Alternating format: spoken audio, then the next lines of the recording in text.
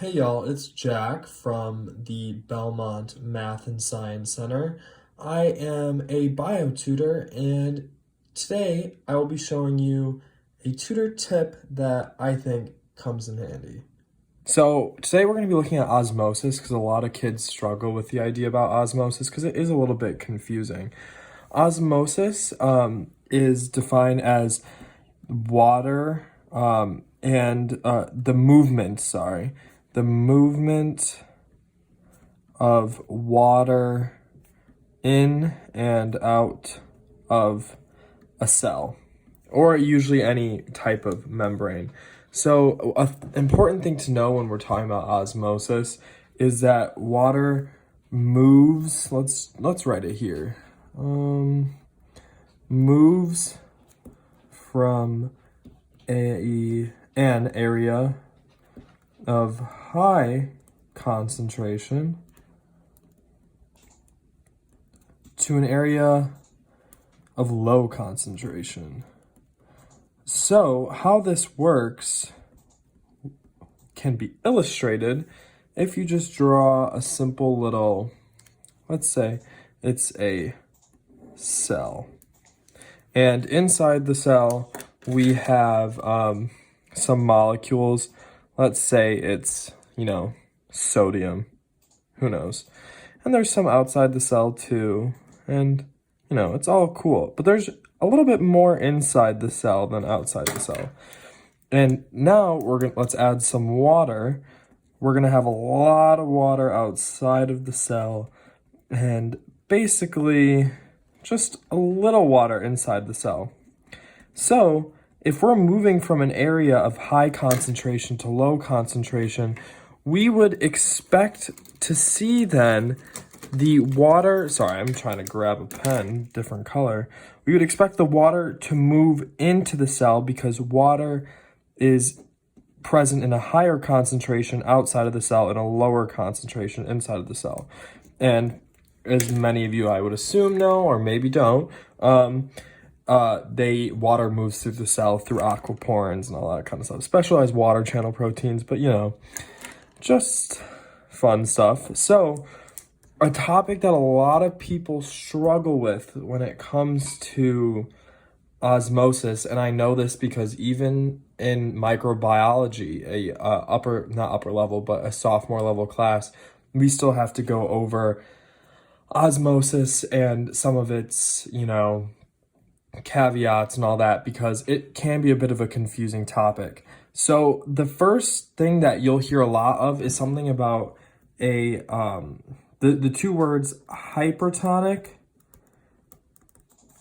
and hypotonic.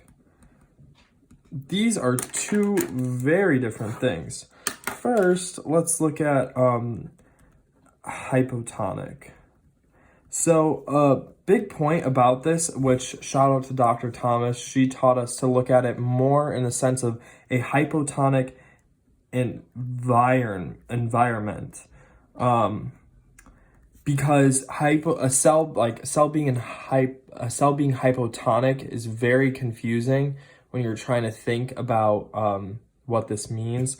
So this is definitely an easier way I found to remember it. So hopefully this helps you.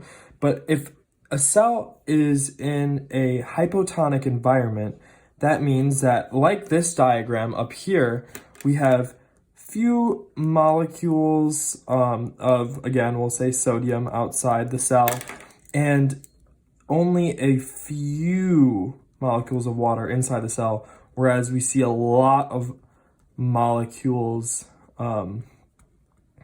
outside the cell. So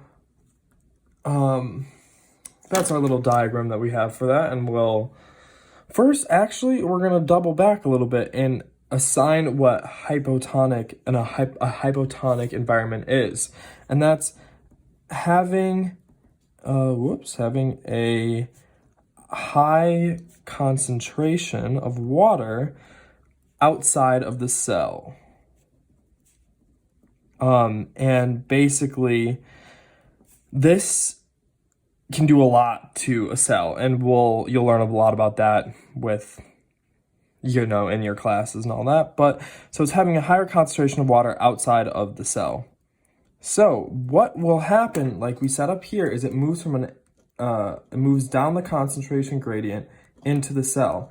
Well, when a cell is in a hypotonic environment, this is not good for the cell and will often lead to the cell rupturing, which is what we call can be cell lysis, because it just ruptures out. There's that little rupture spot you see. And all of the contents of the cell are just spilling out because the cell has died, because so much water has flowed into it that it expanded so much that it burst. So, we still have all this water out here. And of course, we have our few sodium molecules. Having 3 pens at once in one hand is pretty fun. But so that's what we have for our hypotonic environment, and that's the definition of a hypotonic environment. A quick way that I learned to remember this is hypotonic. Like, that's just, that O is big because the cell is swelling and lysing. Now, let's change up the color, Actually, no, let's keep to the color scheme. Color schemes are fun. Next, we'll look at a hypertonic environment. Ooh, that's one word. Why did you put space? Hypertonic environment. Environment. Okay, so a hypertonic environment is having a high concentration of molecules, in this case, anything but water. So for example, it could be sodium. Higher concentration of molecules, not water, outside of the cell. Having a high concentration, yeah. So, and then, you would compare it to inside the cell. So, in a hypertonic environment, let's draw this cell out. He's just chilling, has a few sodium molecules in him, just relaxing, and some water molecules in him, the average amount of water in a cell. And however, now we're in a hypertonic environment, so we have a bunch of these sodium molecules outside of the cell. Well, this is actually very problematic for cells because it does the opposite of what a cell happens in a hypertonic environment. So, water moves through a concentration gradient from high to low. There's higher concentration of water in the cell than outside of the cell. So the water moves out of the cell. And this, like a cell in a hypotonic environment, is deadly. Well, it can kill it. Sometimes it doesn't. You'll get more into that in microbiology in your upper level classes.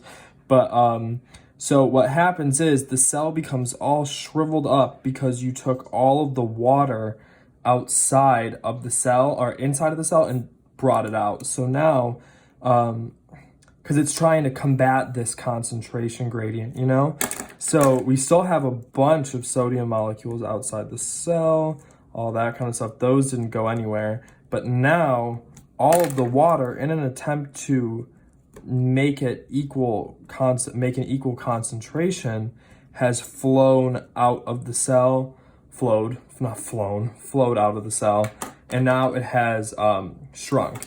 And sometimes this can be called plasmolysis, it's being plasmolized. And the way I remember this is I draw that E like very skinny because it shrivels the cell. And then an application, so you kind of understand this better, is that, for example, people will salt meats and cure, and that is what you call curing a meat when you salt it. And when you salt meats, it prevents it from going bad, which is like, for example, like beef jerky. Like, it is so salty and like covered in this, like, say, I don't know how it's done. You can ask a meat scientist, because that is a major, not at Belmont, but at other places. And what it does is it will kill any bacteria, because if a bacterial cell falls on the meat, and if it was normal, you know, like raw meat usually decomposes because of bacteria, it would actually, when it lands on it, all of the water inside the bacterial cell is drawn out because of the salt, and the cell dies and it cannot grow, which prevents the spoilage, which is why beef jerky just sits on a shelf at a gas station. Whereas, you know, most raw meats and even cooked meats have to be refrigerated. Otherwise, bad things will happen. And yeah, so this is a little breakdown of osmosis and hypotonic and hypertonic environments. And yeah, hope you guys understood and enjoyed.